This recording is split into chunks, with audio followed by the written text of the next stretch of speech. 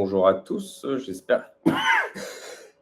Oui, je m'étouffe, j'espère que vous allez bien et vous pouvez échanger avec moi dans le chat. Je vois qu'il y a plusieurs personnes qui sont là. Je vais vous dire bonjour dans le chat et je vais aussi inviter Violaine à me rejoindre sur scène. Bonjour tout le monde. Tout le monde, ouais. Je vais peut-être éviter une faute d'orthographe. Et j'invite Violaine, oui, à monter sur scène.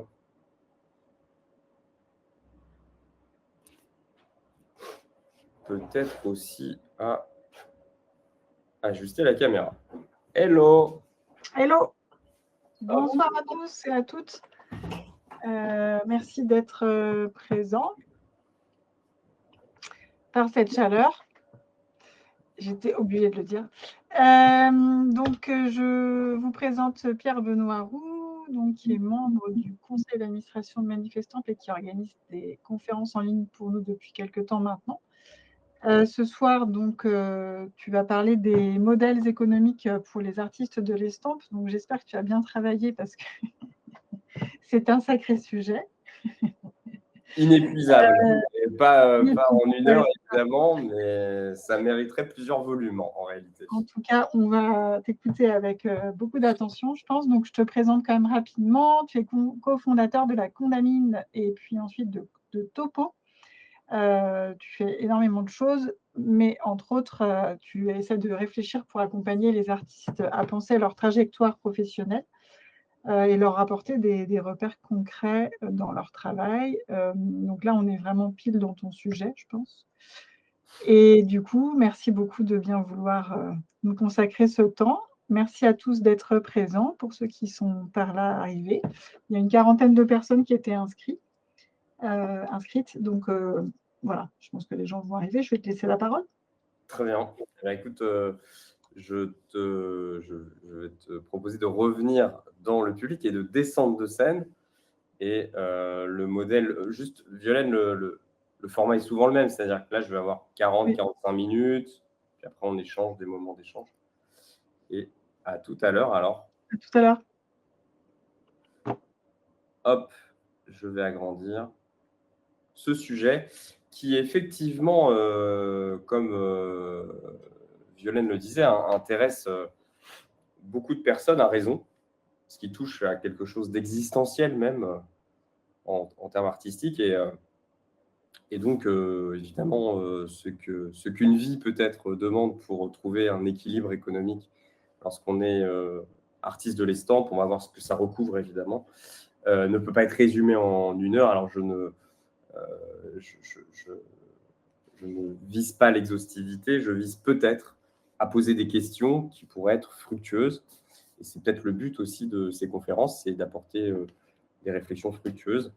Et la première, peut-être, remarque qu'on pourrait voir, c'est que le titre est au pluriel et non pas au singulier, pour montrer peut-être encore la complexité et peut-être qu'il n'y a pas un modèle économique, évidemment, mais il y en a plusieurs et c'est le cœur, évidemment, du sujet qui est très complexe. Alors, ce que je vous propose, c'est pour moi de ne pas regarder le chat parce que c'est très compliqué de parler devant la caméra sans vos visages. Et si en plus il y a des questions dans le chat en réel, eh bien je vais être perdu. Alors ce que je fais, c'est que je ne vais pas regarder le chat, mais après évidemment, je serais ravi et même très intéressé d'avoir vos retours pour échanger. Alors la première image est une gravure, la conversion de Saint-Paul du XVIe siècle, gravure en 2 planches, peut-être que vous voyez le trait. Pourquoi cette image? Pour illustrer la difficulté des modèles économiques, peut-être parce qu'il y a une forme de brutalité dans cette conversion de Saint-Paul. Ça, c'est peut-être l'illustration la plus littérale et la plus sensitive de la difficulté, en fait, d'être artiste. Et je dirais même, il y a une sorte de double condamnation en étant artiste de l'estampe. On va voir ce que ça veut dire. Mais c'est surtout, et cette double condamnation, elle est peut-être dans la légende. Non pas la conversion de Saint Paul, bon, pourquoi pas, mais plutôt Enea de Vito d'après Francesco Salviati, XVIe siècle. Qu'est-ce que ça veut dire? Ça veut dire qu'au fond, l'estampe est un art du multiple et qui souffre peut-être de ce statut de ne pas être un art, j'allais dire, à part entière. Je ne le pense pas, vous ne le pensez pas, mais on voit bien que cette estampe d'après-peinture met l'estampe, qui est du multiple, comme un genre mineur, proposerait l'estampe comme un genre mineur, qui aurait du mal à être un genre à part entière dans l'œuvre d'art. Et donc, il y a une tension, je dirais double, une sorte de condamnation, justement, parce que l'estampe est multiple, et donc pose des difficultés, j'allais dire, supplémentaires, quand on est un artiste de l'estampe, et qu'on ne produit pas d'œuvre originale. Il y a donc quelque chose de spécifique, plus difficile encore, que le peintre, qui pourtant a des difficultés. Et comme le disait Alberti, donc Alberti, c'est un penseur de la Renaissance, de la peinture de la Renaissance, qui disait les artistes ont toujours eu des difficultés. Alors, je le résume et je le paraphrase, mais depuis tout temps. Enfin, ouais, il y a quelque chose d'un peu depuis toujours. Et donc, la difficulté peut-être de l'artiste de l'estampe, c'est à la fois d'être artiste et à la fois d'être estampe, d'avoir du multiple qui rajoute une difficulté. Et cette difficulté, peut-être que certains et certaines d'entre vous, je pense, vous la vivez, mais aussi vous l'avez peut-être entendu lors de la dernière Assemblée générale, où on avait parlé justement du marché du multiple, du marché de l'art, avec Stéphanie de Rouget et Sébastien Delpa. Moi, je pense vraiment que l'estampe est une œuvre en soi et pas une œuvre mineure. Vous voyez, on revoit encore en 2018 cette idée qui est déjà présente, peut-être dès le XVIe siècle, puisque l'estampe sert à faire circuler les images, et souvent des images qu'elle copie. On copie l'original avec l'estampe, et pas une œuvre mineure. Et le problème de l'estampe, dans l'esprit du public, l'estampe est un sous-produit de la peinture. Donc ça, ce sont des propos recueillis par Claire Gozante dans Valeurs de l'estampe contemporaine en France, une étude de 2018 que vous pouvez retrouver en accès libre et qui, je trouve, cerne avec évidemment la précision sociologique de tous les enjeux qu'on peut avoir quand on est artiste de l'estampe. Alors voilà comment, justement, qu'est-ce que ça donne? Bien, l'estampe, là je vais revenir à quelque chose de plus général, mais l'estampe est quelque chose, vous allez voir que ça structure quand même le modèle économique, quelque chose de trouble, dont la valeur est trouble, parce qu'il y a comme, elle est à l'intersection d'une pratique qui pourrait être dite artisanale, pratique technique et de copie, d'une pratique artistique. Et pourtant, là, l'estampeur ou l'estampier, je ne sais pas comment vous dites, ne va pas forcément se définir comme artisan, on va y revenir. On parle alors d'un marché des biens singuliers. Et pourquoi c'est important de comprendre ce concept de Karpik? Karpik, quand il parle de marché des biens singuliers, c'est pour tous ces objets dont on a la difficulté à établir une valeur. Ce n'est pas encore le prix. C'est quelle est la valeur de cet objet et quel prix on peut lui donner. Il fait la comparaison, par exemple, avec les œuvres d'art, le vin, où il va y avoir une série de repères pour stabiliser la valeur, c'est-à-dire voilà ce qu'on voit. Et l'estampe étant une sorte d'œuvre d'art qui n'est pas une œuvre unique, elle crée encore un trouble. On va encore aller plus loin en disant même que c'est tellement troublant que chez Claire Gozinte, encore une fois dans cet article, on voit des verbatims, elle reprend des verbatims en parlant avec des galeristes, en disant qu'il n'y a même pas de marché de l'estampe en France. Sous-entendu, il n'y a pas assez de ventes d'estampes pour qu'un artiste de l'estampe vive uniquement des ventes de ses œuvres. Et ça, c'est quand même quelque chose que toute la littérature dit, et plus que la littérature, souvent les expériences avec les artistes de l'estampe avec lesquels on parle. Est-ce que ça veut dire qu'il n'y a pas de modèle économique? C'est autre chose.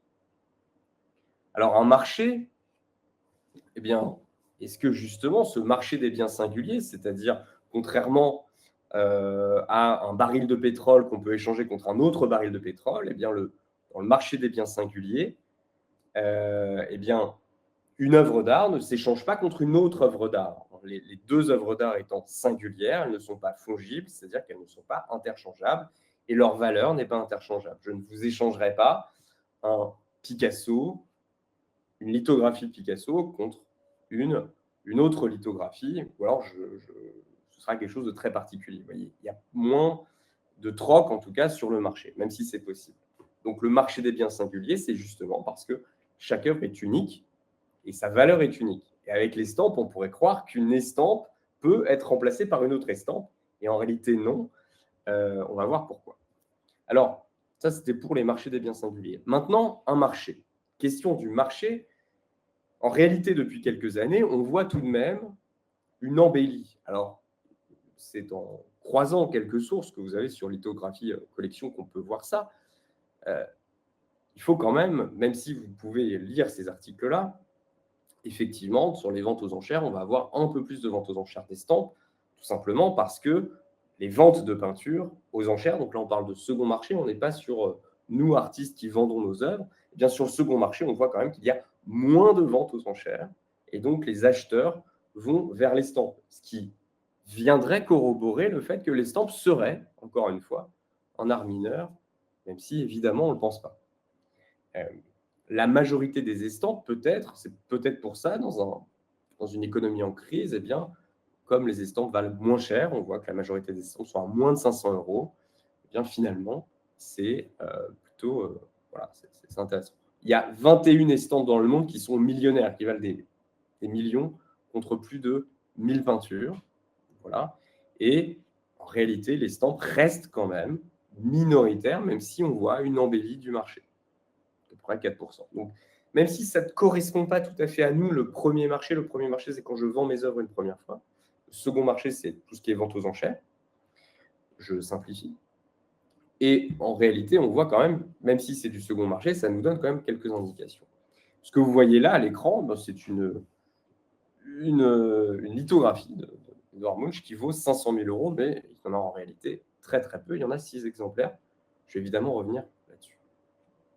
Alors, on pourrait réfléchir peut-être pour se poser les bonnes questions sur le modèle économique qui pourrait vous correspondre et les questions à se poser.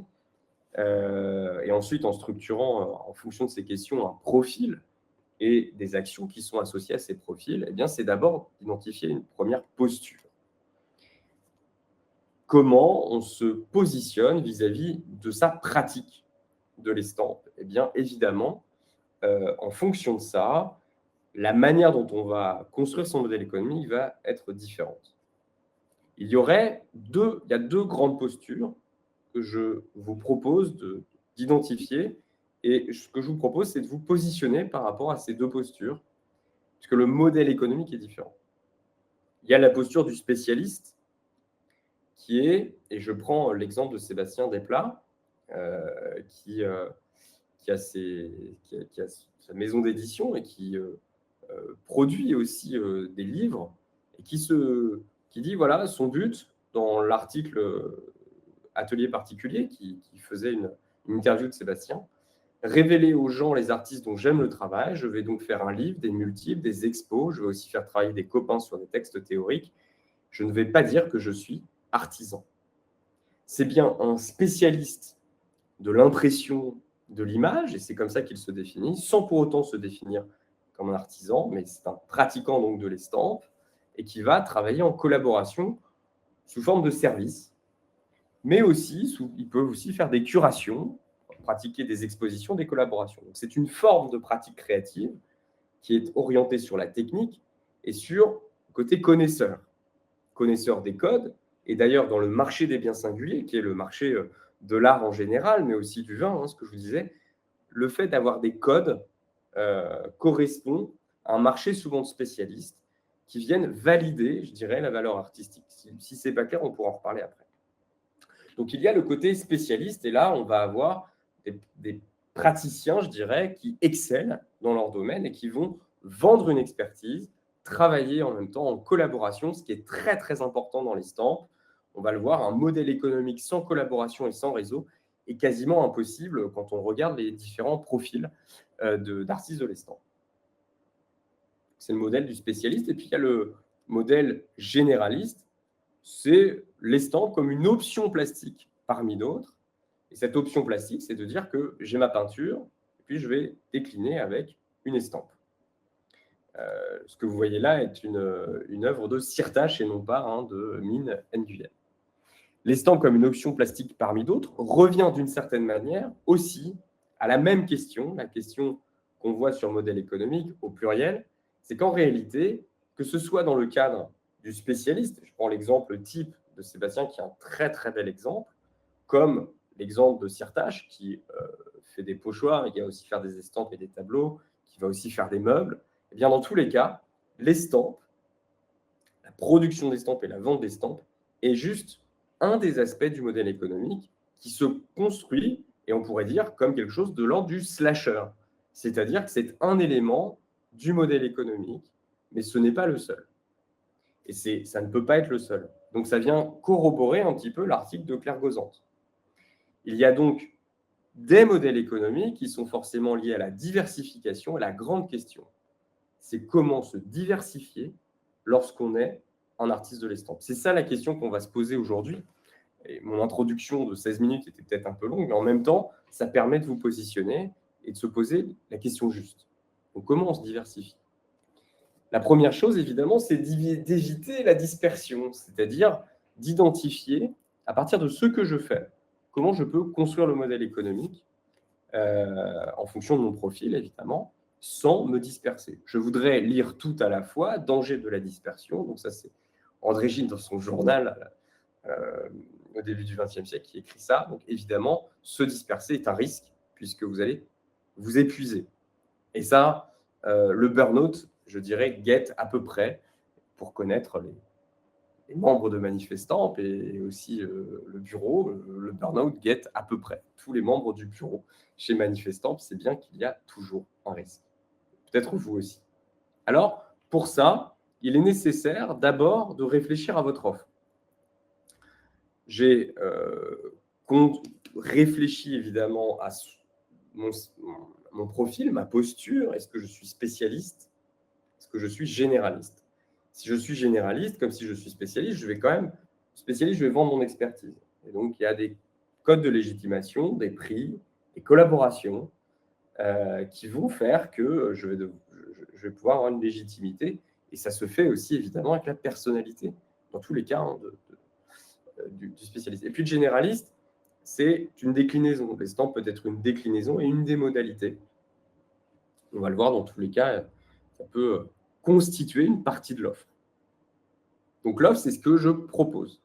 Et donc ce que je propose, évidemment, fait mon modèle économique. Alors, il y a évidemment, dès le début, le dilemme, et c'est le dilemme de Michel Mello. Les enjeux de l'estampe à l'aube du XXIe siècle, donc c'est un colloque de 1996, qui déjà, en fait, posait le problème, qui a été colloque organisé par le Musée du Québec, et qui pose d'emblée une grande question, et une question que aussi vous vivez, donc c'est peut-être la deuxième question que je vais vous poser par rapport à votre modèle économique et au modèle économique que vous pourriez avoir. L'artiste qui ne souhaite pas limiter son tirage doit basculer ses prix car il ne répond pas au marché spéculatif des amateurs qui achètent non seulement la qualité de l'œuvre, mais sa rareté. Si au contraire il limite son tirage, il vend plus cher, mais il limite aussi son public.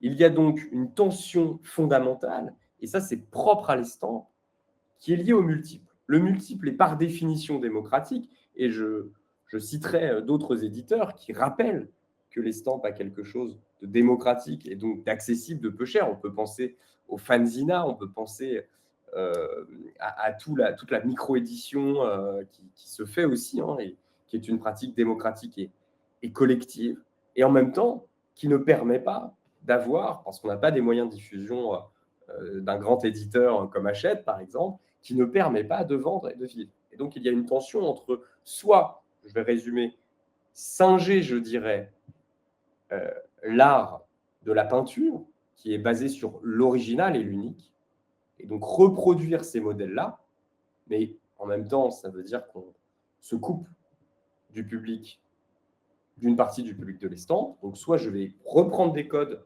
de l'unicité, du rare, que je vais appliquer au multiple, soit eh bien, je vais essayer de choisir quelque chose de démocratique. Les deux, évidemment, ne sont pas antagonistes, c'est-à-dire qu'on peut très bien faire les deux, mais il faut juste en avoir conscience. Je vais y revenir. Donc, il y a une tension, un dilemme qu'on peut appeler le dilemme de Mello, du nom de Michel Mello. Et donc, est-ce que vous faites peu de tirages chers comme des œuvres d'art? Et donc, il y a tous des codes à respecter. Ce que dit Karpik, hein, il y a une série de codes sur le marché des biens singuliers à respecter pour montrer la valeur artistique. Ou alors, au contraire, on embrasse autre chose dans votre discours. Et ça, ce sont des discours de valorisation qu'il faut avoir en tête. C'est vous qui choisissez. Où je me dis, mais non, en fait, je suis pour une pratique démocratique, des prix qui ne sont pas chers, mais c'est autre chose. Donc, c'est lié à la pratique et non pas à la vente de l'objet, voyez. Donc, soit je vends une pratique, soit je vends un objet. Je vais revenir. Alors, il y a le modèle de rareté à l'image. C'est ce que je vous disais, hein, c'est calqué sur le modèle artiste-auteur, œuvre unique, et pas du tout artisan. Et là, je prends l'exemple de Burti. C'est une question qui se posait d'entrée, et vous voyez, dans son pas de lendemain. Donc là, c'est un tirage qui vaut à peu près 600 € dans un livre rare. Dans ce modèle de rareté, Philippe Burti, qui est un artiste de l'estampe de la fin du 19e, cassait en fait sa matrice. Donc on voit bien que là, il y a l'idée de préserver la rareté. Donc ça se faisait. Et ensuite, vous avez le modèle du multiple. Et là, je prends l'exemple des samizdat, donc ces petits pamphlets semi des pastiches ou semi-subversifs en tout cas, qu'on diffusait à grande échelle dans un engagement politique. Vous voyez. Ça, c'est ce qui se faisait en RDA, en ex-Allemagne de l'Est. Les éditeurs et les artistes ont produit des estampes pour un public plus large et moins fortuné, avec l'idée de diffusion de l'art par l'estampes. Ça, c'est Franck Bordas, qui est un éditeur, un imprimeur, dans les Nouvelles de l'estampe en 2014. C'est ce qu'il écrit, c'est ce qu'il dit. Alors, il y a bien donc cette tension entre élitisme ou copie des codes et démocratie. Bon, je simplifie évidemment. Là encore, ce n'est pas totalement impossible de réconcilier les deux. Mais en tout cas, c'est forcément une question qui est posée. Alors, une fois que vous avez cette grande question, cette grille, hein, en parlant rapidement, on peut déjà faire une sorte de grille et vous pourriez cocher des cases ou des tendances. On va repartir sur comment on construit justement un modèle économique à partir de ça et diversifier le sens dispersé. Eh bien, il y a une loi, c'est la loi de Galles. Alors, ce n'est pas une loi judiciaire, loin de là, évidemment, mais c'est un principe. Si vous voulez construire un système qui marche, la meilleure approche consiste à commencer par mettre au point un système simple, puis à l'améliorer au fil du temps. Et à la longue, vous obtiendrez un système complexe qui marche. Donc, on part toujours de sa base. Et la première base, c'est qu'est-ce qui vous plaît dans l'estampe, qu'est-ce que vous voulez faire. Est-ce que, voilà, on va partir de là, de sa pratique. On va voir qu'il y a différents modèles économiques que je vais vous proposer à la fin. Pourquoi vous faites ça, comment vous le faites, et surtout, quel est le produit phare autour duquel vous allez construire votre modèle économique. Ça, là, vous pouvez reprendre les grandes questions que je vous posais, de manière un peu candide, n'étant pas moi-même un artiste de l'estampe. Alors ensuite, à partir de là, on va avoir une diversification. On parle de deux types de diversification pour construire son modèle économique. On parle d'une diversification horizontale, je vais revenir, et verticale. Horizontale, c'est décliner ce que je fais en différents formats, en différents supports, différentes natures. La diversification verticale, c'est je suis un artiste de l'estampe, mais à un moment, je vais créer un collectif qui va auto-distribuer des estampes. Je vais créer une maison d'édition et je vais créer un lieu de vente. Donc ça, c'est la diversification verticale. Et la diversification horizontale, c'est je vais décliner mon produit. Vous voyez, ce sont deux types de diversification qui existent et qui sont nécessaires, en tout cas, ce sont des questions nécessaires pour avoir un modèle économique viable, puisqu'on a vu que la seule vente des estampes ne fonctionnait pas par rapport aux tensions qui traversaient le champ de l'estampe. Alors, la diversification horizontale, c'est faire varier autour de ces œuvres, formats, prix, nature. Il y a plein de variations dans l'estampe, surtout si vous êtes sur un modèle de rareté, ce qu'on avait vu avec, tout à l'heure avec Paul Burti. Alors, les exemples de variations, et là, je reprends l'estampe de Jean-Émile Laboureur, puisque ça a été étudié et le prix de l'estampe a été étudié.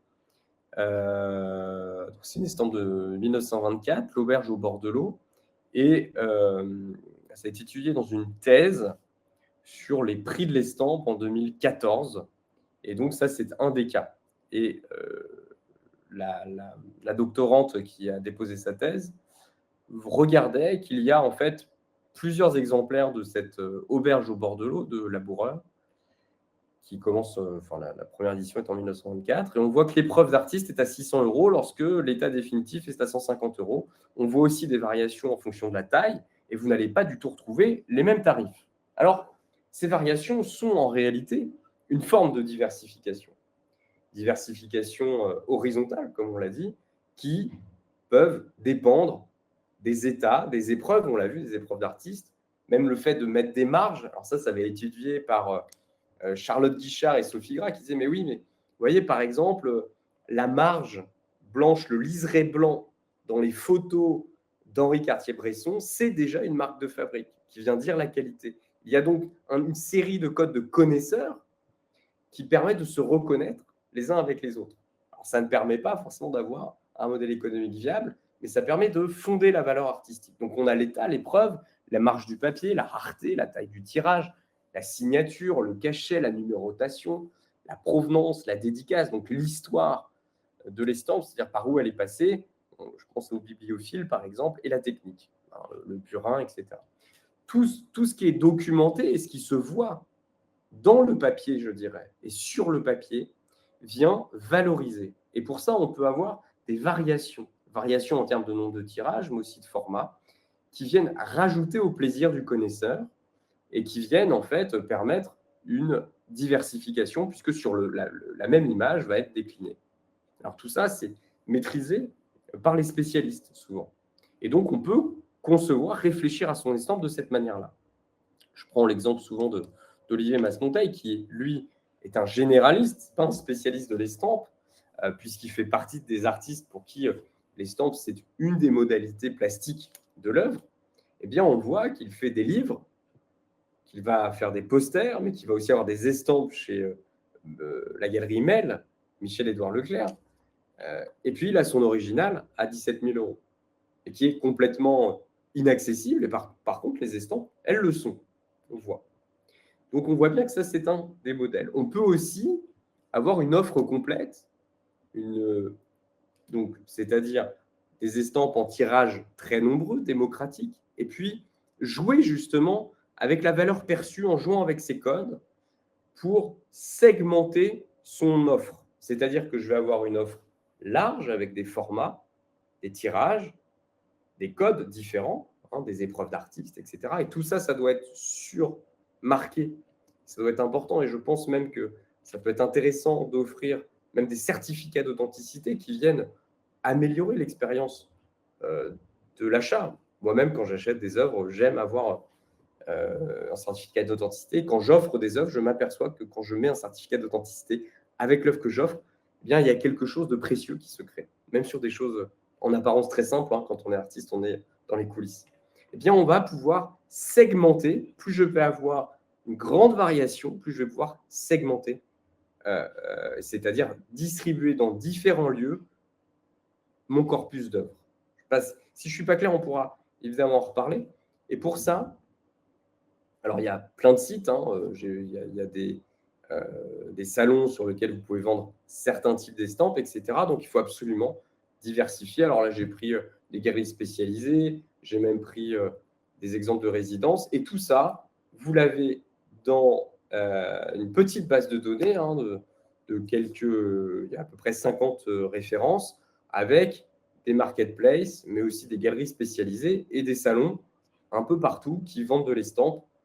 Je pense que vous les connaissez, mais je vais quand même pouvoir vous mettre le lien. Alors, je ne lis pas, je ne lis surtout pas les... Ah, mais je vous mets le lien et dites-moi, vous me direz si ça marche. Si ça ne marche pas, je remettrai. Donc ça, c'est une petite base de données qu'on pourra, avec Manifestant d'ailleurs, augmenter, nourrir. Voilà. Alors, ainsi, quelques conseils là dans le modèle économique qui va se passer sur l'estampes. On voit aussi, une fois que vous avez décidé de diversifier, de segmenter votre offre, bien, on va se poser plusieurs questions. La première, c'est où est-ce que je vais vendre mes prints? Il y a plein de manières de faire. Alors ça, c'est la grande question, c'est est-ce que je vais m'auto-distribuer? Est-ce que je vends directement sur Instagram, sur des prix qui sont peu chers, et puis je garde certaines de mes estampes plus rares dans des galeries ou dans des collaborations avec des éditeurs? Est-ce que je fais des collections capsules? Est-ce que je réponds aussi à certains appels à projets? Bon, mais pour la segmentation, je vais vendre sur des sites, etc., etc. Et donc, en faisant ça, je vais pouvoir capter, c'est ce qu'on dit, c'est capter une valeur, le maximum de valeur. Donc ça, c'est vraiment une approche que vous pouvez avoir. Ensuite, évidemment, il y a la diversification verticale. La diversification verticale, qu'est-ce que c'est? C'est le fait de s'associer avec d'autres artistes de l'estampe ou avec d'autres pour monter des projets et ne plus être dépendant des intermédiaires. L'intermédiation, c'est à la fois quelque chose qui peut être très agréable parce qu'on délègue le processus commercial à la galerie, au site internet, etc., aux galeristes qui vont en ligne, j'entends. Mais souvent, on est déçu. Et puis en plus, comme les estampes se vendent peu cher, on avait dit moins de 500 € en général, et on voit des estampes de 40, 80 jusqu'à 300, 400 €, et c'est quand même peu cher. Eh bien, la diversification verticale est souvent obligatoire, si ce n'est très encouragée au sein de l'estampes, puisqu'on voit beaucoup d'ateliers associatifs qui se réunissent et qui proposent à la fois des cours, des pratiques libres, des éditions et de la vente, et qui font aussi galerie. Et donc ça, c'est exactement la diversification verticale. Et c'est presque, je dirais, presque obligatoire. Encore une fois, ça fait peut-être beaucoup, mais c'est presque obligatoire dans la pratique. Alors, je pense à des artistes run space ou des lieux associatifs, et vous avez une carte sur le CNAP qui propose ça, mais vous avez aussi l'Atlas ATA, l'Atlas des autres territoires de l'art. Et vous avez énormément en fait d'ateliers associatifs autour de l'estampe. C'est normal, il y a une dimension démocratique avec l'estampe. Et donc ça, c'est très important de s'ancrer localement. Alors je pense, j'ai listé quelques exemples. Je pense à l'atelier Vis-à-vis qui propose des résidences d'artistes. C'est une association qui propose des résidences d'artistes dédiées à l'estampe. Il y avait aussi le musée. Il y a un musée de l'estampe qui propose des résidences. Donc ça, ce sont aussi des moments de réunion et qui viennent valider un petit peu la valeur artistique de votre travail. Évidemment, Manifestant, c'est le lieu de l'échange et on en est une preuve. Mais je pense aussi à d'autres. Je pense à Valentin et Charlotte Fabre. Donc Charlotte est peintre et Valentin est un professeur aux Beaux-Arts, et ils ont ouvert un atelier où à la fois c'est l'exemple, ce qu'on disait, c'est l'exemple même. Donc l'atelier s'appelle Diade. À la fois, on donne des cours et des stages, et en même temps, c'est l'atelier des artistes. Et en même temps, ça peut être un lieu de vente. Donc on retrouve cette idée de diversification horizon verticale qui vient un peu dans la lignée de Buren. Je m'explique pourquoi. Buren, dans les années 70, il dit cette chose intéressante, il dit qu'il faut casser cette trinité atelier, galerie, musée. Et il faut redonner à l'artiste, et ça c'est vraiment dans les années 60-70, avec le mouvement des artistes Run Space, il faut redonner à l'artiste le pouvoir de s'auto-distribuer. Alors évidemment, vous allez me dire, ça conduit au burn-out. C'est possible, évidemment, ça peut conduire au burn-out, mais en même temps, il y a quelque chose de profondément salvateur ou nécessaire, puisqu'on vient casser l'intermédiation. Donc voilà, donc ça, ce sont des modèles qui vont exister et qui permettent quand même d'avoir une forme, je pense à Diade par exemple, d'avoir une forme d'économie viable. Ça ne veut pas dire que c'est pas facile, mais on retrouve un bon exemple de slasher. Donc voilà, les artistes run space permettent l'autodétermination ce que je disais, ça c'est un mouvement des années 60, bon, c'est un peu ce que je disais tout à l'heure. Ainsi, s'investir dans les collectifs et les organisations professionnelles, petite faute d'orthographe, pour se diversifier au niveau vertical, privilégier des actions collectives entre pairs. Ça, c'est évidemment important. On pense notamment à un manifestant pourrait ouvrir un tiers-lieu dédié à l'estampe, une maison de l'estampe, par exemple, qui permettrait de réunir différents artistes de l'estampe. Alors, ça, c'est l'idée de la diversification dans votre modèle. C'est donc la première question, la troisième question que je vais vous poser plutôt, c'est comment vous vous diversifiez, diversification horizontale, verticale. Encore une fois, ce sont des questions et en vous posant ces questions-là, ça vous permet de faire une sorte de diagnostic du modèle économique dans lequel vous pourrez être. On va parler maintenant de la logique de gamme. Évidemment, ce que vous faites, si je reprends la loi de Galles, c'est qu'est-ce que je fais en premier et comment je le dérive, je fais des variations autour de mon produit phare, eh bien, je peux transformer mon produit en service ou mon service en produit. Qu'est-ce que ça veut dire dans une logique de gamme?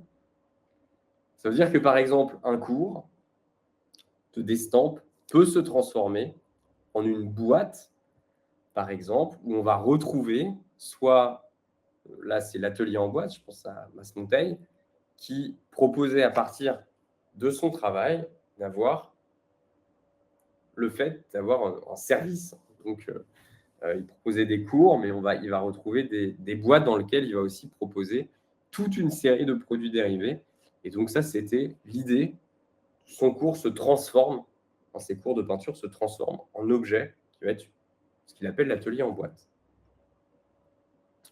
Ainsi, l'œuvre est aussi ce qu'on vend dans l'œuvre, ça peut être aussi le fait de faire l'œuvre, d'où les ateliers de pratique qu'on va vendre. Une technique est l'expression de la recherche de l'artiste, et évidemment, c'est l'objet d'une transmission, ça se transmet. Alors attention, il y a différents types de transmission, et je vais vous renvoyer vers le cours, plutôt la réflexion ou la conférence qu'on avait faite sur l'intervention en milieu scolaire pour les artistes de l'estampe. Il faut faire la différence, et je passerai très vite là-dessus, mais il faut faire la différence entre l'art et la culture. Tous les dispositifs culturels ne facilitent pas la vie des artistes. C'est-à-dire que souvent, vous devez être, non pas artiste, mais quand même professeur ou médiateur. Et on fait la différence souvent entre des animations et des interventions artistiques. L'animation, vous serez payé moins, et je pense notamment à beaucoup de tapes où les tarifs sont tirés vers le bas. On est animateur périscolaire, moins artiste. Et les interventions artistiques en milieu scolaire peuvent être mieux rémunérées, aux alentours de 60 €. Là où un professeur, je pense l'exemple de Montmartre, par exemple, qui est une association qui va embaucher beaucoup d'artistes, même des artistes de l'estampe, eh bien, on est aux alentours de 38 €. L'autre difficulté dans ce modèle économique basé sur l'intervention artistique ou le cours, c'est qu'il y a une limite par rapport à sa pratique. Au bout de 12 heures d'enseignement par semaine, eh bien, beaucoup d'artistes m'ont dit « mais moi, je suis plus professeur qu'artiste ». Sous-entendu, j'ai moins de temps, évidemment, et surtout d'espace mental pour prolonger ma recherche. Ça, c'est évidemment une grande difficulté. Alors, il existe énormément de dispositifs pour intervenir en milieu scolaire, et c'est, je dirais, jusqu'à 50% du revenu de l'artiste de l'estampe dans les modèles économiques. Un artiste de l'estampe va gagner aux alentours, si je prends les chiffres, aux alentours de entre 10 et 20 000 € grand maximum. Je dirais que beaucoup, 55% des artistes qui ne vivent que de leur revenu artistique vivent en dessous du seuil de pauvreté. Donc, c'est dire la précarité de la condition. Et donc, dans cette idée de démocratie mobile, et là, je prends l'exemple des ateliers migrateurs, on voit beaucoup de dispositifs pour intervenir. Il y a évidemment les dispositifs périscolaires, comme les contrats locaux d'éducation artistique. Et là, vous tapez les CLEA, et pas CLAE, mais CLEA, et vous allez tomber sur énormément d'appels à projets. L'estampe se prête particulièrement à l'intervention scolaire, et on voit d'ailleurs que beaucoup de dispositifs de petite presse existent, dans lesquels vous pouvez créer des interventions. Les artothèques, en plus évidemment d'être des acheteurs limités mais existants d'estampes, vont organiser des interventions et des ateliers. Je pense aussi aux ateliers migrateurs, parce que ce sont des ateliers itinérants, et c'est un modèle économique de Dominique et Magda, qui se déplacent pour justement organiser des ateliers dans toute la France. Et donc, c'est aussi un modèle qui fonctionne. On voit aussi des dispositifs d'éducation à l'image, et l'estampes peut en faire partie. Et évidemment, il est possible d'intervenir en tant que formateur. Alors, c'est très réglementé. Il y a même un numéro de déclaration d'activité à faire, et Violaine pourrait vous en parler. C'est quand même assez ubuesque, mais c'est possible. Vous pouvez aussi être formateur professionnel. Donc, on voit évidemment que tout ce format, toute cette partie-là est importante dans le modèle de l'estampe. Alors, le fait, et je vais revenir, d'avoir une dimension, j'allais dire, démocratique ou populaire qui existe à l'origine, ce que dit Bordas, l'éditeur à l'origine de l'estampe, et on peut voir qu'on peut faire remonter cette origine de l'estampe dès son invention en réalité, puisque même avec l'imprimerie, l'idée était quand même de démocratiser le livre. Et bien forcément, c'est un outil des politiques publiques. On voit l'année dernière, feu Rachida Dati, ministre de la Culture, annonçait un grand plan culture et ruralité destiné à renforcer le réseau des artothèques. Alors, il y avait un financement qui était associé et puis des commandes du CNAP. Et donc, l'estampe, c'est un peu aussi dès le début, l'artiste a été investi, je dirais, dans le début, qu'est-ce que c'est ? C'est Malraux, hein, 1952, de mémoire, qui va dire les artistes ont une vocation à enseigner sur le territoire et être des vecteurs de culture. C'est là où on a une relation entre l'art et la culture qui se fait à la sortie de la guerre, en réalité, à la Seconde Guerre mondiale. Et cette idée-là est très présente aussi chez les artistes de l'estampe parce que c'est du multiple. Et donc, ça crée quelque chose de naturel dans les politiques publiques. Et donc, les estampes, les artistes de l'estampe, naturellement, vont avoir une facilité dans l'organisation de médiation. Alors, il y a... Donc ça, c'est tout ce qui est intervention scolaire, évidemment, et dispositifs publics, mais on peut retrouver des aides. Alors, il y en a peu quand même, hein, des aides directes pour l'estampe. Je pense à la bourse Stampa de la DAGP. Et les artistes de l'estampe peuvent aussi candidater à des bourses artistiques, de manière générale. Bien sûr, il y a le prix Gravix, en plus de la Fondation Taylor, mais on peut penser au CNAP, qui proposait des commandes d'œuvres d'art, mais aussi au DRAC, qui peuvent aider à l'achat notamment de presse, avec l'AIA, l'aide à l'installation d'ateliers et de l'achat de matériel, ou l'AIC, l'aide individuelle à la création. Et donc, on va avoir, comme ça, une série de dispositifs classiques sur lesquels je peux rajouter des résidences. Vous pouvez aussi retrouver des choses dans Airtable, dans la base de données. Vous pouvez aussi retrouver plusieurs choses. Alors, comment terminer ? Peut-être en parlant des différents types de compositions avec des modèles qui ne se suffisent pas à eux-mêmes. C'est ce qu'on a vu. Aucun modèle économique, et c'est pour ça que le titre, au fond, était au pluriel. Aucun modèle économique avec une je dirais, source de revenus, n'est viable lorsqu'on est un artiste, et d'autant plus lorsqu'on est un artiste de l'estampe. On voit 3 modèles. Le modèle transmission, c'est ce qui est stabilisateur en termes de trésorerie. Le fait de donner des cours, mais encore une fois, ce modèle prend du temps, dans le sens où c'est pas, même si vous vous lancez dans la transmission, sous-entendu, à vous de voir aussi le volume que ça peut prendre en termes d'heures dans votre organisation. Ce modèle de transmission, il est stabilisateur en termes de trésorerie et va limiter l'aléatoire du revenu. C'est ce qui paye le loyer de l'atelier, c'est ce qui libère la création. Dans ce modèle de transmission, évidemment, la question de votre diversification, est-ce que vous vous associez à d'autres ? C'est le modèle de la dyade, par exemple, avec Valentin et Charlotte, ou d'autres modèles. Est-ce que je suis dans un collectif plus grand ? Est-ce que je donne des cours, moi, tout seul, pour un autre atelier, etc., etc. Ce modèle de la transmission, et ce que je donne aussi des cours pour les scolaires, par exemple, ce modèle de la transmission, il est quasi, j'allais dire, dominant dans les artistes de l'estampe qui cherchent à vivre de leur pratique.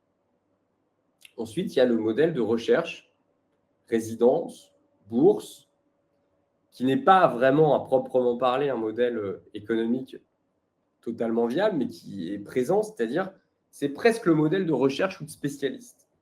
C'est-à-dire je vais essayer de fonder la valeur artistique de mon travail en allant chercher des marques de reconnaissance légitimes, ce qui va me légitimer donc des bourses, des concours, des prix, faire des résidences, échanger avec le réseau, et d'ailleurs dans ce cadre de modèle de recherche, plus encore que dans le modèle de transmission, dans un modèle de recherche, il est nécessaire d'être dans les organisations professionnelles. C'est même incontournable. Et ensuite, vous avez le modèle de la vente d'œuvres. Sur ce modèle-là, il faut se poser la question, évidemment, c'est très valorisant de vendre ses œuvres, mais c'est évidemment ce qu'il y a de plus irrégulier, et c'est évidemment impossible, alors évidemment, vous allez me dire, pas tout à fait vrai, mais d'en faire l'unique source de la vente d'œuvres. Ce modèle de la vente d'œuvres, il faut aussi se poser la question, est-ce que je vends en direct? Est-ce que je passe par des intermédiaires? Est-ce que ces intermédiaires sont des pairs, PAIR, c'est-à-dire est-ce que ce sont d'autres artistes, ou est-ce que ce sont des galeristes ou des sites internet? En reprenant ces trois types de modèles, donc le modèle de transmission, le modèle de recherche réseau, on va dire, et le modèle de vente d'œuvres, sont des modèles qui ne s'excluent pas, eh bien, je vais essayer de composer un modèle économique viable pour pouvoir durer. C'est un peu ce qu'on va retrouver dans les modèles économiques des artistes de l'estampe. Ainsi, je terminerai avec cette réflexion sur l'intelligence. L'intelligence, et l'intelligence peut-être dont il faut faire preuve en tant qu'artiste de l'estampe, n'est pas une intelligence, j'allais dire, totalement rationnelle au sens cartésien du terme. Il y a un autre mot, je trouve, qui est le mot grec et qui est le mot de métis. La métis, c'est l'intelligence grecque qui mélange à la fois quelque chose de malin, d'intelligent, de rusé et du terrain, c'est-à-dire qui vient du terrain. L'intelligence, ou la métis, puisque c'est cette forme d'intelligence dont nous parlons, qui est une intelligence qui associe théorie et pratique, se développe et s'actualise dans des savoirs éminemment pratiques, tournés vers l'instant et les situations changeantes et imprévisibles qui exigent une action immédiate. Qu'est-ce que ça veut dire? Ça veut dire qu'au fond, eh bien, parce que justement, l'estampe est au croisement de l'art et de l'artisanat, est au croisement du multiple et de l'unique, on voit qu'il y a, au fond, dans cette incapacité à définir précisément ce qu'est l'estampe, peut-être que vous m'apporterez des réponses, eh bien, il y a aussi une capacité, donc cette indétermination, je dirais, une capacité à épouser le terrain, c'est-à-dire à s'adapter à ce qu'on voit. Et l'estampe, c'est pour moi une pratique de la métisse, d'une certaine manière, de cette intelligence du terrain et qui est à la fois maligne et rusée. Merci beaucoup pour votre écoute. Je vais demander à Violaine de revenir.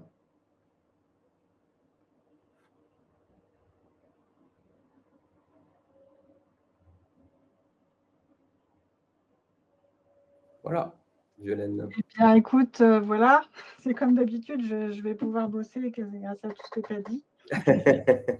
Moi, les réactions que ça a pu avoir avec ce qu'on travaille aussi pour Manifestamp, c'est que effectivement, sur la part qui concerne la démocratie, en fait, on constate tous là, surtout là dans les derniers mois, etc., que c'est difficile, mais que en fait, la démocratie, enfin, ce que Manifestamp essaye de faire, en particulier avec la fête de l'estampe, c'est d'augmenter la part des gens qui pourraient être intéressés par l'estampe. C'est-à-dire que quand on voit que les prix d'une estampe, c'est entre 30 et même 600 €, mais souvent 100, 200, 150. Oui, ça, ouais. Ça veut dire qu'il y a beaucoup finalement de gens qui pourraient être intéressés. Et il y a un levier là qui n'est pas encore actionné et qu'on essaye d'actionner tous et toutes quand on fait des actions, faites de l'estampe, quand vous organisez des actions. qu'il y ait un plus grand public qui s'intéresse à l'estampe, parce que cette démocratisation, en tout cas en France, elle est fragile. C'est pas très populaire par rapport à d'autres pays d'Amérique du Sud ou même en Belgique ou dans d'autres endroits. Complètement, ouais. Donc c'est vrai que là, c'est ce que Manifestamp essaye de faire, parce que ça pourrait être si c'était vraiment beaucoup plus habituel, si les gens savaient mieux ce que c'était que l'estampe, et ça, on a tous un rôle à jouer dans la transmission aussi au grand public. Il y aurait, je pense, plus de gens petit à petit. Mais c'est une culture à construire qui n'est pas présente tellement en France. Et en fait, c'est comme si l'estampe était réservée, en tout cas associée à un univers réservé à des spécialistes. Ouais. Et les spécialistes parlent avec des codes qui ne sont pas accessibles au grand public. Et donc, ça, c'est comme si l'estampe, en fait, se limitait à un entre-soi, en apparence, alors qu'il y a une tension dans les modèles économiques, mais c'est un problème qui va être économique, alors qu'à l'origine, c'est démocratique. Ouais. Mais ça, en Amérique du Sud, par exemple, je sais que c'est très, très développé, qu'il y a des marchés d'estampes dans la rue, c'est très populaire, très simple. Voilà. Et là, quand on voit, on vient d'avoir, je ne sais pas si tu as suivi, mais les journées de l'estampe à Saint-Sulpice. Donc, c'est 2 jours où on est 300 artistes à présenter notre travail sur la place Saint-Sulpice. Et la quantité d'acheteurs est extrêmement faible et ne fait que se fragiliser, j'ai l'impression, d'année en année. Enfin, on n'a pas de statistiques, là. Moi, je n'ai pas de statistiques là-dessus. Mais ce qui fait qu'effectivement, c'est un côté un peu désespérant de vouloir vendre en fait ces œuvres. Mais je pense aussi qu'il y a un autre levier que tu n'as pas évoqué parce que tu as fait des choses encore très, comme tu disais, tu pourrais y passer beaucoup plus de temps.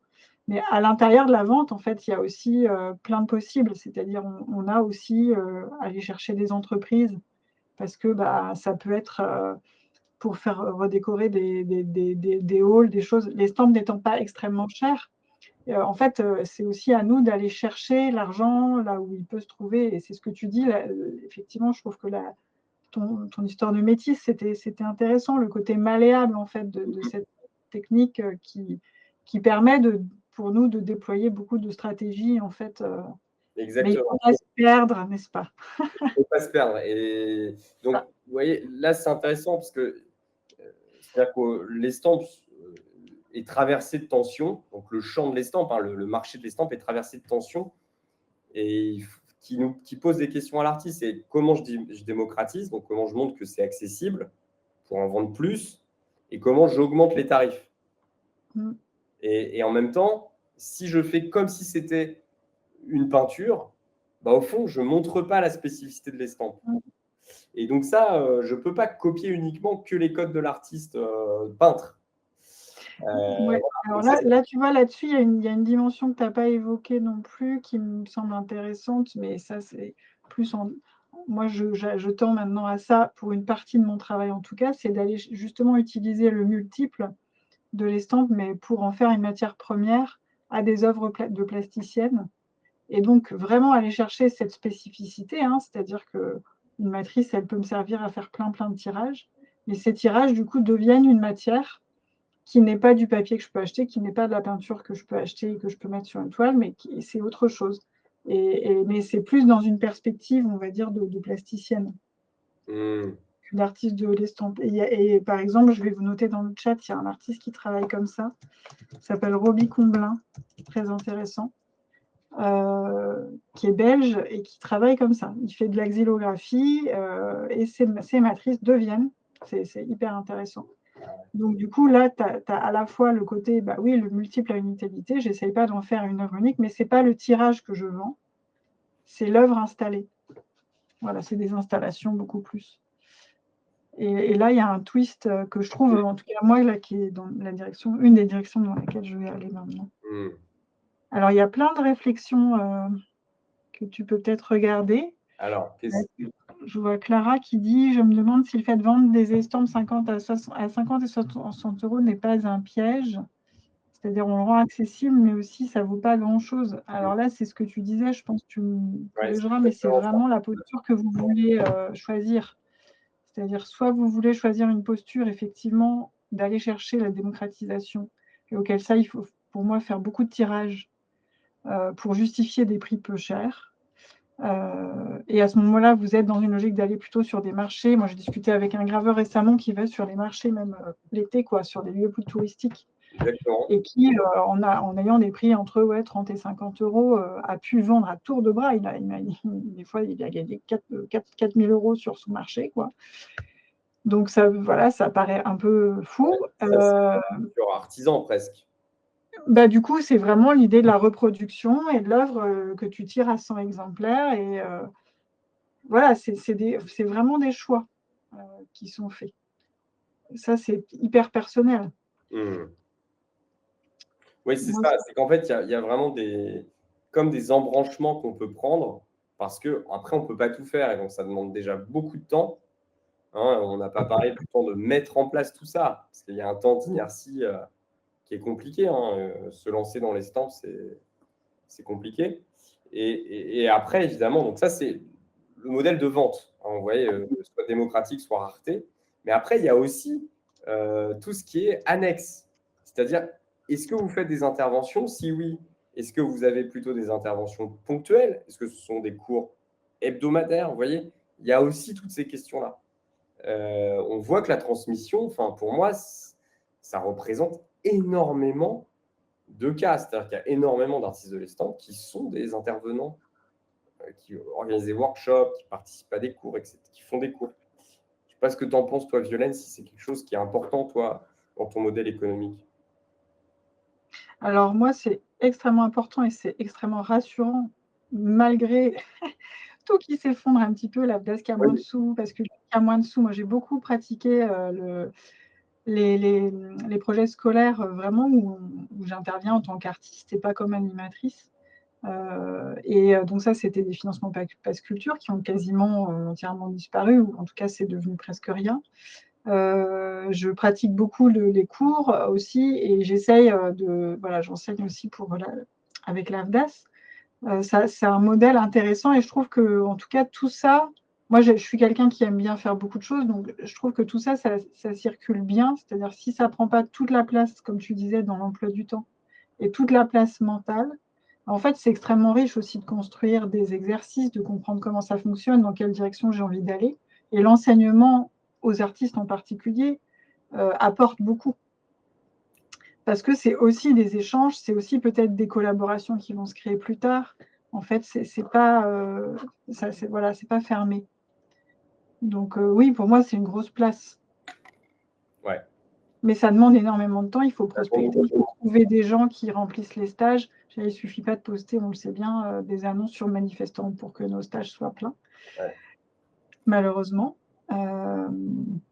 Voilà. Donc je ne sais pas, après on peut répondre peut-être aux questions. Je te laisse regarder. Alors, est-ce qu'il y en avait d'autres? Je vois que Clara, merci Clara, que je salue. Je vois, il n'y a pas eu. Ouais, un calculateur, c'est impossible, Clara. Je pense que c'est impossible. C'est-à-dire que Moi, en ce moment, je travaille beaucoup sur le code informatique et tu serais pour faire un calculateur? alors je serais pour faire un indicateur. Ça pourrait pas être le prix réel, mais ça permet calculer des repères pour aider. C'est pas le Oui, prix de l'œuvre. Ça, c'est impossible parce que le prix de l'œuvre, en fait, il est validé par le fait de l'acheter. Vous pouvez donner le prix que vous voulez. Si ça ne se vend pas, bah, ça ne le vaut pas sur les prix du marché. Ça, c'est la réalité du marché. Mais par contre, on peut avoir des indices. Je dirais, ce sont plutôt des indices, plus des fourchettes. ouais. Je vois qu'Ariane, attention, Ça veut dire. trop d'ateliers, plus de 6 factures dans l'année, pas compatible avec le BNC. Alors là, pour moi, du moment qu'on est en revenu accessoire, tu vas me dire si je me trompe, Ouais, mais je sais pas. on a un montant maximum de revenus accessoires qui est aux alentours de, je sais plus, 12 000 €, Non, c'est 14 000 peut-être maintenant. 13 400, je crois, quelque chose comme ça. Et du moment que on est en dessous de ce Il n'y a aucun montant, problème, en fait. non. Et peut-être que Karianne parlait du statut artisan, mais je pense que Bah, c'est pas un non, problème. je pense C'est que pas un problème. C'est Karianne de Manifestant qui est au CA aussi. Je pense pas qu'elle parle du statut artisan.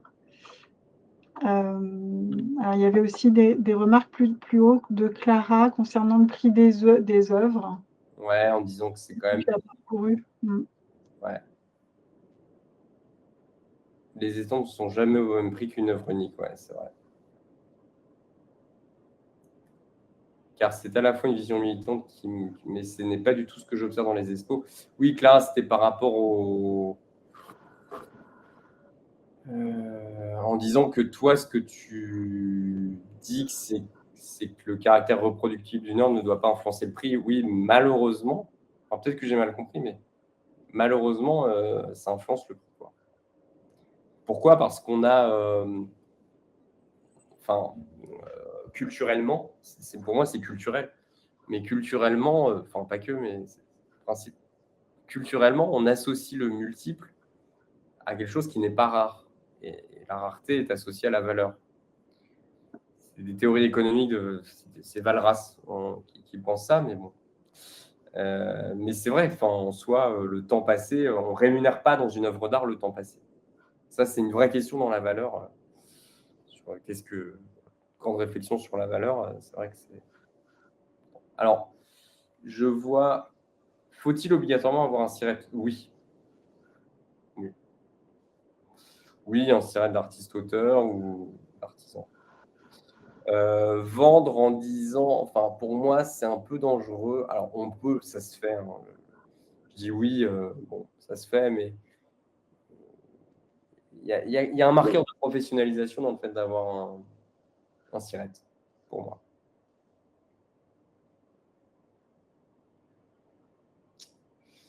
Non, Karianne, en fait, la TVA, c'est à partir d'un montant.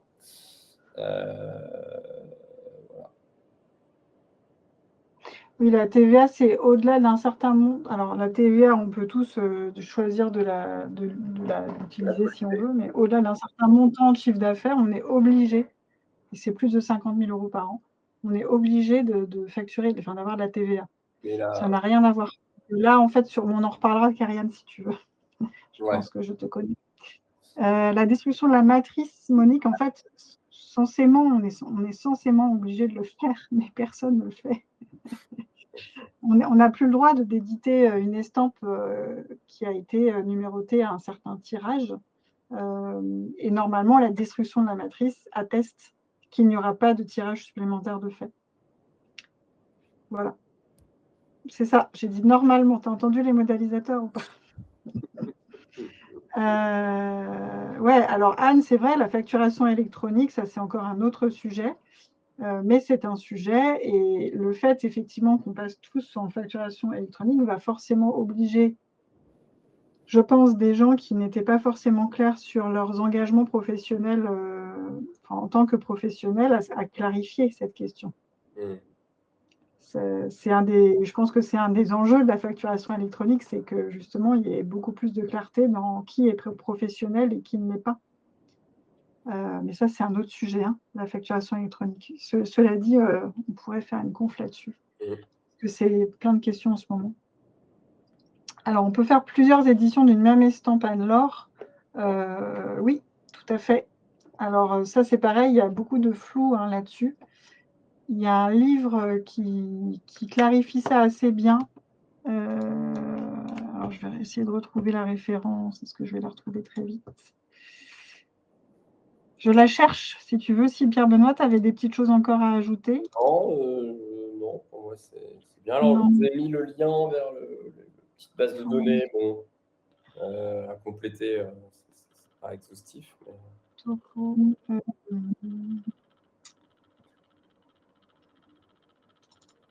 Oui, c'est sûr, Monique. D'ailleurs, c'est ce qui c'était mis en avant par une destruction des matrices pour donner plus de valeur. Oui, c'est sûr. C'est ce qui était mis en avant dès le 19e. On voit que c'est mis en avant comme un argument. Alors, je cherche du coup le livre. Ouais. C'est vrai que puis ça va arriver vite. Alors, toi, tu es au point là-dessus ? Là, je vais être obligé. Ouais, ok. C'est une étude obligatoire. Il y a plusieurs solutions en réalité mises en avant. Si je supprime mon numéro de siret, pourrais-je malgré tout continuer de vendre ? Non. C'est ça. Logiquement, non. Alors, le livre, c'est de la gravure. C'est chez Paramount. Jordi Catafal et Clara Oliva. C'est un livre qui permet de clarifier ces questions de numérotation. Donc oui, on peut faire plusieurs éditions d'une même estampe. Logiquement, il faudrait utiliser premièrement des chiffres arabes, puis deuxièmement des chiffres romains, puis troisièmement des numérotations A, B, C, etc. par exemple. C'est une façon de faire. Si on a changé de papier, si on a, par exemple, des choses comme ça. C'est précisé dans le livre, je viens de le relire récemment. Ouais, la facturation, écoute, on en parlera de la facturation électronique éventuellement, effectivement, c'est un sujet. En tout cas, c'est sûr que ça donne de quoi réfléchir, mais ça ne donne pas toutes les réponses. C'est impossible. C'est à nous de chercher. Ouais, c'est à nous de chercher. Et ce qui est important dans ce que tu as dit, je pense, c'est de déterminer vraiment précisément quelle posture on a envie d'avoir, en fait, nous, intimement, quelle est la posture qu'on a envie d'avoir. Ouais, c'est vraiment ça le plus important. Et à partir de ça, on peut vraiment construire. Mais il y a beaucoup d'artistes qui, je vois, se dispersent et perdent du temps. Mais en se posant les questions, en cartographiant un peu sa posture et là où on peut aller, on a plus de chances. En fait, on a plus de chances d'orienter ses efforts dans la bonne direction. Mais quelque part, en fait, enfin, en tout cas, moi, je suis en train de le vivre là tout à fait en ce moment, c'est à force aussi d'essayer beaucoup de choses qu'on arrive peut-être aussi à savoir quelle posture on a envie de prendre. Elle n'est peut-être pas immédiate, elle est compliquée. Elle est pas compliquée. En fait, on peut dire que tu fais des hypothèses. Tu fais des hypothèses. Par contre, ce qui est sûr, c'est que tout seul, tu ne peux pas y arriver. C'est-à-dire qu'il est nécessaire d'être dans des associations pour échanger avec d'autres propositions, enfin d'autres artistes de l'estampe qui sont autant de propositions existentielles. On ne peut pas vraiment faire l'économie de l'autre. Enfin, surtout dans l'estampe, quoi, je trouve. Oui, c'est un vaste sujet. En tout cas, la posture est importante et de comprendre ce qu'on a envie de faire et je pense de s'y tenir. Je lisais quelqu'un qui disait qu'on lui reprochait que c'était trop confidentiel. Mais moi, l'impression que j'ai d'avoir fait beaucoup de salons, rencontré beaucoup de gens, c'est que les gens ont toujours une bonne excuse pour ne pas vous acheter votre œuvre, en fait. Et s'ils n'ont pas envie de l'acheter, en fait, juste, ils ne l'achèteront pas. Donc, on ne peut pas passer notre temps à se contorsionner en essayant de répondre à tout prix à toutes les injonctions que les gens nous disent, en fait, au fil d'un salon où on va avoir 10 000 personnes défiler. C'est impossible. Et donc, ça permet aussi, je trouve, d'aller dans des salons où il y a plus de monde, de clarifier peut-être un petit peu quelle posture on a envie de prendre pour soi-même et d'essayer de s'y tenir, voilà, quel que soit ce que ça implique, mais trouver d'autres appuis financiers peut-être ailleurs que dans la vente d'œuvres, effectivement, c'est ce que tu as développé, quoi. Merci beaucoup, Pierre-Benoît. Merci à vous. Et puis, merci beaucoup à toutes et à tous d'avoir été là. Et puis, on va réfléchir parce que là, on n'en a pas encore pour les prochains mois à venir, mais on réfléchira à vous proposer d'autres conférences. Et puis, merci beaucoup. Bonne soirée à tous. Merci. Au revoir. Au revoir.